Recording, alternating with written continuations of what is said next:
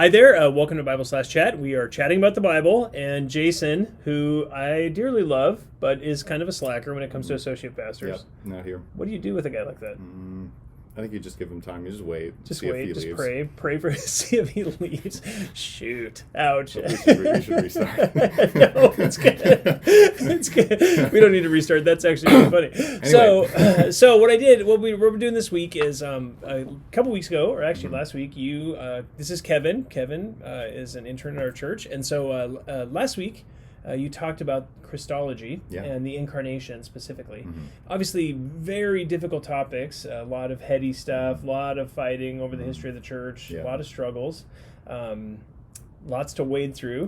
But, I think you've done an amazing job. I read through your notes. I haven't listened to it yet, but really helpful stuff. So what we want to do is just have you maybe cover what you talked about, but break it up into a few sessions. For sure. And so a few videos. Totally. So we'll start with heresy, because always start with the bad, right? Yes. Start with the bad news. And so absolutely. what are some heresies that are associated with the incarnation? I know as a parent, when I'm talking to the kids about who Jesus was, it's very easy for me to fall off the horse. Very easy. Yeah. Even like as the a pastor. Trinity. Yeah, exactly. So maybe just walk us through some of the heresies, and then we'll kind of start there, and then we'll kind of move forward. Yeah. So basically, as I think about this, we see that the incarnation is a mystery, and I think that we can sometimes shy away from that, where we say like, okay, I'm not going to go venture in there. Right. But it's interesting when God kind of pushes us into that. Yeah, totally. And that's what church history shows, is that sort of like the Jehovah's Witness who knocks on your door, who like brings these weird teachings to your doorstep. Yeah. A lot of weird teachings have shown up on the doorstep of the church throughout history, and it's driven people, like it does to us when a Jehovah's Witness comes to our door, back to our Bibles to find out what it actually says. Totally. And so one of those heresies that has come up early in the church is called Arianism, which is basically a way of saying that Jesus, if you said, who is Jesus? Jesus is blank.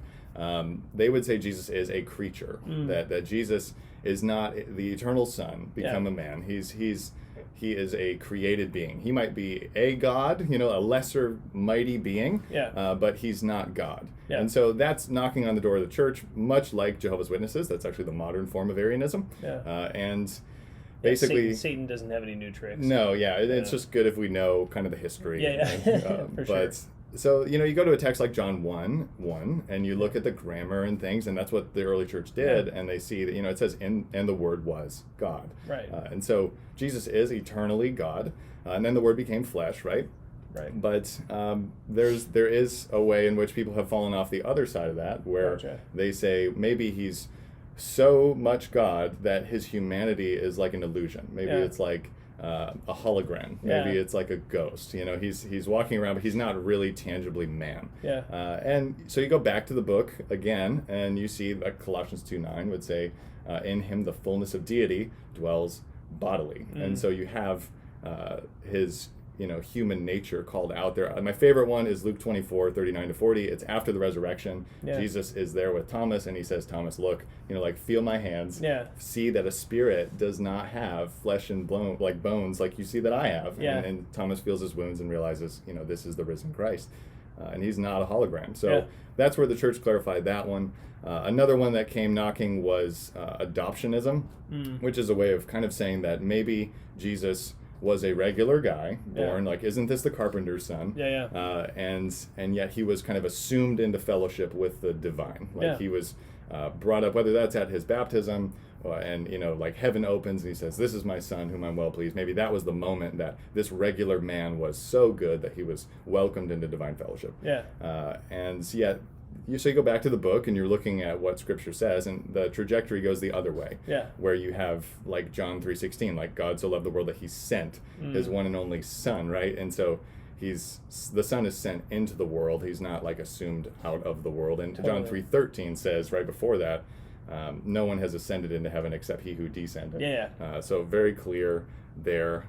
And another one, just to keep them coming, the course of history has really helped us to clarify this. One was kind of that, okay, so you have his deity, you have his humanity, and maybe he's like a hybrid. Maybe he's like a blending of these two things, a professor I had in seminary said it's like Jell-O. It's like you have you have sugar and you have water, and those are two unique things, but you blend them together and you get something that's kind of neither. It's it's like a third thing. Yeah. And maybe Jesus is like a blending of deity and humanity, and he's now some new being that's never lived in the world ever. But Scripture does still maintain those two distinct natures throughout the testimony of Scripture. Like Colossians 2:9 again, in him the fullness of deity dwells bodily. And Philippians 2, he existed in the form of God, and I think Philippians 2 would clarify that he retained the form of God. He retained his divine nature, but then his human nature comes in parallel to that. So Scripture maintains those categories. Another one was that, okay, well, we're sitting here, we're two people, and we're both humans, so maybe one nature equals one person. And so maybe if Jesus is two natures, maybe he's two persons. And that's called Nestorianism. Jesus is some sort of they, like there's more there than just a single person. But Hebrews 10:5, you go back to the book, you find out what Scripture says. Jesus says, a body you have prepared for me. And so it's not a person you've prepared for me. It's a body you've prepared for me. And throughout the whole testimony of Scripture, the pronouns for Christ are singular.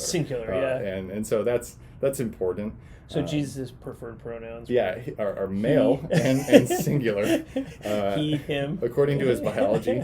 And so... Good. Yeah, so that's one. This one is a little closer to this heresy I'm about to say. It's called Apollinarianism. You sort of hear like Apollo, like the Apollo spaceships, where there's like an astronaut who's in a spaceship. It's sort of like saying that Jesus is a puppet. Like his humanity is...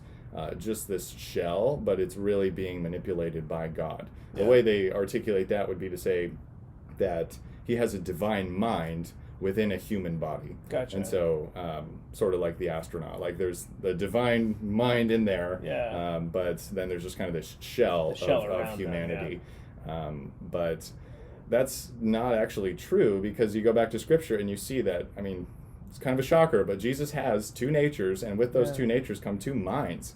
He has a divine mind in which he knows all things, but then he also has a human mind, and the reason you can see that from Scripture is not just making it up, but it's Luke 2:52. It says, Jesus is a young boy, and he's growing and maturing, and he's advancing in wisdom and knowledge, and he's learning things, and God, according to his divine nature, cannot learn anything. And so these testimonies from Scripture help us to clarify, in the wake of all these heresies, like what is the right path to walk here. And so we'll talk about that next time. Okay, good. Yeah, very good. So just really quickly, with the whole Apollinarianism one, that so God inside of a human shell. So they not God the Father, deity inside of a shell of a human body. Okay, gotcha. It's not like he is a, people say, like, is he fully God and fully man? Historically in the church, they've said truly God and truly man, meaning like he has everything about a human nature. It's an entire human nature. And in the arguments of the church, they've said what he did not take up, he did not heal. And so if he did not take up a human mind, he did not heal a human mind. And so he took up an entire human nature and healed an entire human nature. And it's not just that, like deity just supplied part of it. There's no blending. Back to the whole hybrid thing. There is no blending. They're working in concert. But they're not confused. Very good. Okay, good language. That's great. It's like it's been said before. It's been said before. We'll hear that soon. So next time we'll talk maybe about maybe we'll try to get like a one sentence or maybe a couple sentence formulation around the incarnation to try to avert all of these heresies. Okay, cool. Very good. Well, awesome. Hey, thank you so much. Super helpful to walk through this. It is good to see. If you have any questions, or if you'd like Kevin's notes, feel free to just let us know. You can always just email the church, and we'll get those to you. All right. Thanks so much, man. Cool. Appreciate it. All right. See you next time.